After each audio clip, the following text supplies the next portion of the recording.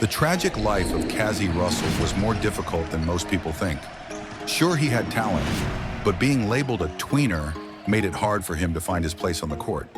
From struggling early on to earn a spot, to battling injuries and eventually losing his starting role, Cazzie's journey was anything but smooth. His life in the game was a true roller coaster, so let's take a closer look at the ups and downs he faced along the way. When Cazzie Russell entered the NBA, the hype around him was huge. He was the #1 overall pick in the 1966 NBA draft, and the Knicks gave him a massive rookie contract, $200,000 spread over a couple of years. That might not sound like much now, but back then, it was a big deal. With that kind of money came massive expectations. People expected him to come in and instantly turn things around for the Knicks. But from the start, things didn't go as smoothly as many had hoped. At 6'5", Cazzie found himself stuck in a tough spot.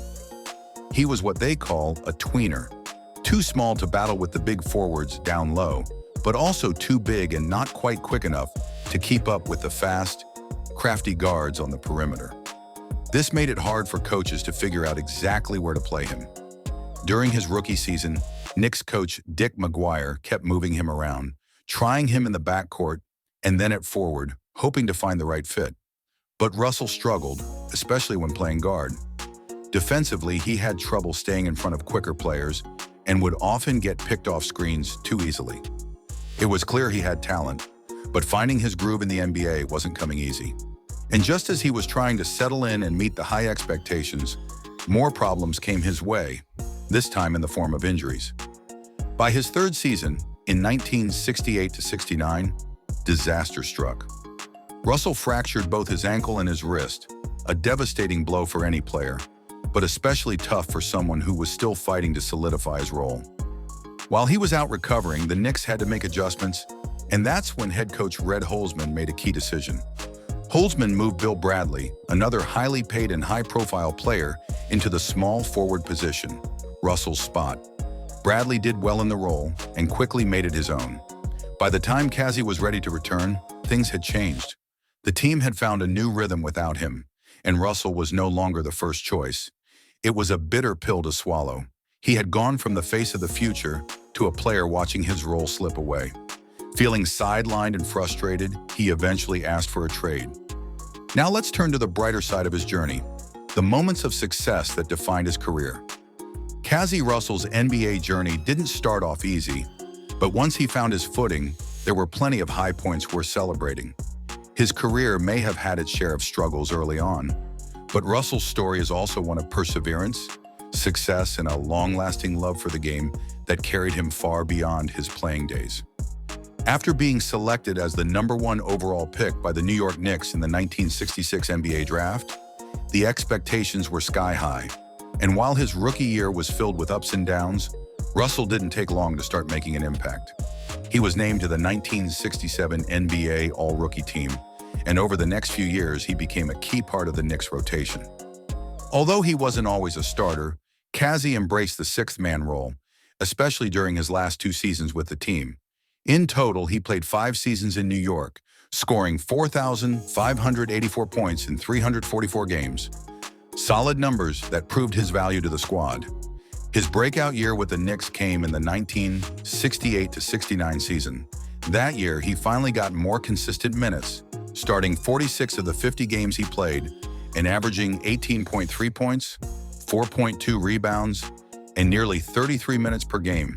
He was showing exactly why he had been taken first overall. Unfortunately, that momentum was cut short when he fractured his right ankle in a game against the Seattle Supersonics in January 1969. It was a major setback, and it opened the door for teammate Bill Bradley to move into the small forward role. Despite the injury and reduced minutes in the following seasons, Russell's time with the Knicks wasn't without reward. The very next season, the Knicks made a historic championship run, and Cazzie was part of the squad that won the 1970 NBA title, the franchise's first ever. Even though he was coming off the bench more often by then, he played his role well and contributed when it mattered most. That championship ring remains one of the biggest highlights of his career. Eventually, Cazzie wanted more playing time and a bigger role. In 1971, he got his wish. The Knicks traded him to the Golden State Warriors in exchange for Jerry Lucas. It was a fresh start, and Russell didn't waste it. In his first season with Golden State, he averaged 21.4 points, 5.4 rebounds, and 36.7 minutes per game, career highs across the board. He proved he could still be a top-scoring option when given the chance. That season, he even earned a spot in the 1972 NBA All-Star Game and finished 17th in MVP voting, a clear sign that he had bounced back in a big way. Cazzie spent 3 seasons with the Warriors and continued to produce solid numbers, but after finishing his contract, he made history once again. In 1974, he became the first player in NBA history to leave a team after playing out his option year. He signed with the Los Angeles Lakers after the Warriors chose not to offer him the no-cut contract he had requested. In Los Angeles, Russell played 3 more seasons and gave the Lakers some valuable veteran presence. His final season with the team, 1976-77, was especially notable. He started all 82 games and averaged 16.4 points a night. The Lakers finished with a strong 53-29 record, although they were swept in the Western Conference Finals. Still, Cazzie showed he could hold his own as a full-time starter even late in his career. Interestingly, during his time with the Lakers, Russell wore both jersey number 32 and 33, numbers that would later be retired in honor of Magic Johnson and Kareem Abdul-Jabbar. He was the last player to wear those iconic numbers before they became off-limits, a small but fun piece of NBA trivia. By the time the 1977-78 season rolled around, the Lakers had signed Jamal Wilkes, and Russell found himself as one of the team's final cuts. But he wasn't quite done yet. He signed with the Chicago Bulls and played 36 games that season. Though his numbers dipped, he averaged 8.8 points per game, he still had moments where he showed flashes of his former self. In one game against his old team, the Knicks, he dropped 20 points, a fitting reminder of his lasting talent. All in all, Russell played 12 seasons in the NBA from 1966 to 1978. He stood at 6 feet 5 inches and weighed 218 pounds. And throughout his career, he proved time and again that he could adapt, overcome, and find ways to contribute, no matter the situation. Even after his time in the NBA came to a close, Cazzie wasn't ready to walk away from the game he loved. In the 1978-79 season, he joined the Great Falls Sky of the short-lived Western Basketball Association. He later wrapped up his playing career in the Continental Basketball Association, suiting up for the Philadelphia Kings during the 1981 season. At 36 years old, Russell was still putting up impressive numbers, averaging 23 points a game and earning CBA Newcomer of the Year honors. But perhaps even more impressive than his playing career was what came next.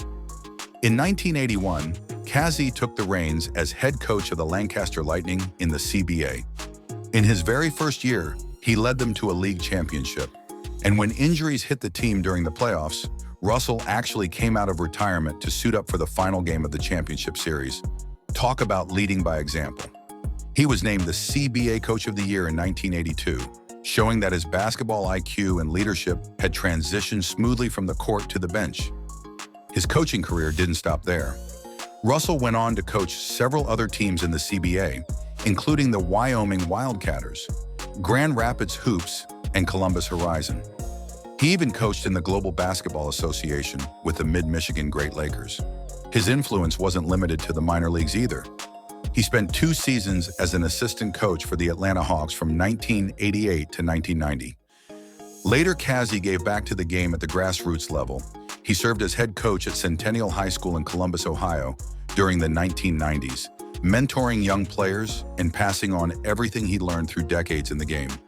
Eventually, he moved on to the college ranks, becoming the head coach for the men's basketball team at the Savannah College of Art and Design. He spent 13 seasons there until the program was discontinued in 2009. Not one to sit still, Russell later joined Armstrong State University as an assistant coach, staying on until the program was shut down in 2017. Most recently, for the 2024 to 2025 season, Cazzie took on a new role, serving as special assistant to the head coach for the women's basketball team at Flagler College. He had actually been volunteering with the program since the 2019 to 2020 season, and officially joined the staff shortly after. Even now, decades after his NBA debut, Russell is still finding ways to stay close to the game. And that wraps up today's video. If you enjoyed it, don't forget to hit like and subscribe so you never miss an update. Catch you next time. Take care.